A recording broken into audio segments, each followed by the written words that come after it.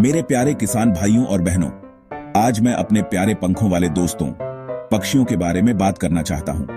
वे हमारी सुबह को अपने गीतों से और हमारे आकाश को अपनी सुंदरता से भर देते हैं। चुपचाप प्रकृति का संतुलन बनाए रखने में मदद करते हैं। कभी कभी हम उन्हें नोटिस करना भूल जाते हैं, लेकिन वे हमेशा वहीं होते हैं, हमारे खेतों की देखभाल करते हुए। पक्षी प्रकृति के सहायक हैं, एक स्वस्थ पर्यावरण की निशानी। जब पक्षी फलते फूलते हैं तो इसका मतलब है कि हमारी जमीन स्वस्थ है। जब वे गायब हो जाते हैं तो ये एक चेतावनी है। उनकी देखभाल करके हम उस धरती की देखभाल करते हैं जो हम सभी को पालता है। मैं आपसे विनती करता हूं कि आप अपने खेतों में पक्षियों को अपने साथी के रूप में देखें, न कि केवल आकाश के जीव के रूप में। वे आपके साथ काम करते हैं, आपकी फसलों को सुरक्षित और स्वस्थ रखने में मदद करते हैं। आइए उनकी भूमिका को समझें और सोचें कि हम उनकी मदद कैसे कर सकते हैं, ठीक वैसे ही जैसे वे हमारी मदद करते हैं। उनके लिए अपने दिल और अपने खेत खोल दें। ऐसा करने से आप अपने जीवन को अनगिनत तरीकों से समृद्ध करेंगे। ये एक छोटा सा कदम है जो बहुत बड़ा बदलाव ला सकता है। आइए हर दिन हमें घेरने वाली इस साधारण सुंदरता की रक्षा करें।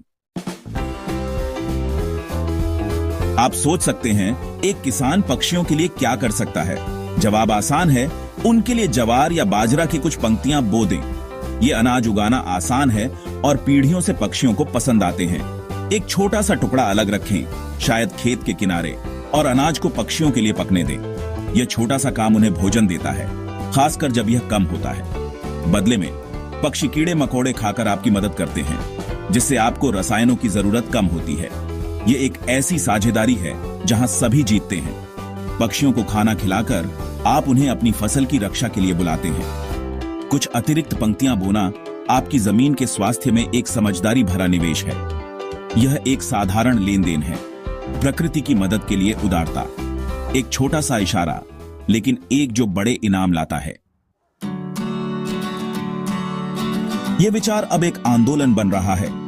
नवरंग नेचर क्लब जैसे समूहों की बदौलत उन्होंने पक्षियों की संख्या गिरते हुए देखा और दाना पानी फॉर बर्ड्स अभियान शुरू किया।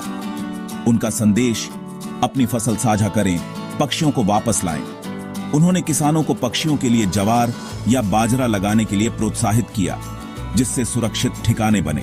अभियान छोटा शुरू हुआ, लेकिन जल्दी फैल गया क्योंकि अधिक किसान इसमें शामिल हुए। यह इस बात का प्रमाण है कि सरल हार्दिक कार्य वास्तविक बदलाव ला सकते हैं। शामिल होकर आप दयालु किसानों के बढ़ते परिवार का हिस्सा बन जाते हैं। यह आंदोलन लोगों और प्रकृति के बीच के बंधन को फिर से स्थापित कर रहा है। साथ मिलकर हम अपने खेतों और गांवों को फिर से पक्षियों के गीतों से भर सकते हैं। देने की भावना हमारे किसानों में जीवित है।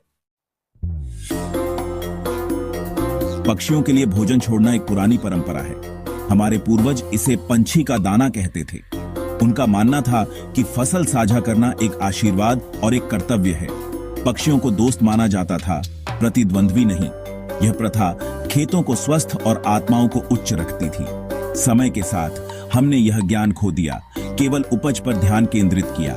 लेकिन सच्ची समृद्धि प्रकृति के साथ सद्भाव में रहना है। इस परंपरा को पुनर्जीवित करना हमें अपनी जड़ों से जोड़ता है। पक्षियों के लिए पौधा लगाना हमारे पूर्वजों और उनकी दूरदर्शिता का सम्मान करता है। आइए अपने खेतों में इस दयालुता के कार्य को वापस लाएं। अतीत के सबक एक बेहतर भविष्य का निर्माण कर सकते हैं। अपनी फसल का एक हिस्सा पक्षियों के लिए छोड़ना उन्हें खिलाने से कहीं ज्यादा है। यह एक पवित्र साझेदारी है। पक्षी स्वाभाविक रूप से आपकी फसलों की रक्षा करते हैं और आपका उपहार उनका इनाम है। यह कार्य आध्यात्मिक संतोष और आशीर्वाद लाता है। उन लोगों को देना जो मांग नहीं सकते, सच्ची बहुतायत की निशानी है। यह हमारे बच्चों को करुणा और प्रकृति के प्रति सम्मान सिखाता है। सच्ची फसल दयालुता की विरासत है, पैसे से ज्यादा समृद्ध। इस आंदोलन में शामिल हों। अपने खेतों को पक्षियों के लिए एक अभयारण्य बनने दें। अपने खेत के स्वास्थ्य और इससे मिलने वाली खुशी के लिए वे अतिरिक्त पंक्तियां लगाएं। साथ मिलकर हम अपनी दुनिया को और अधिक दयालु और सुंदर बना सकते हैं।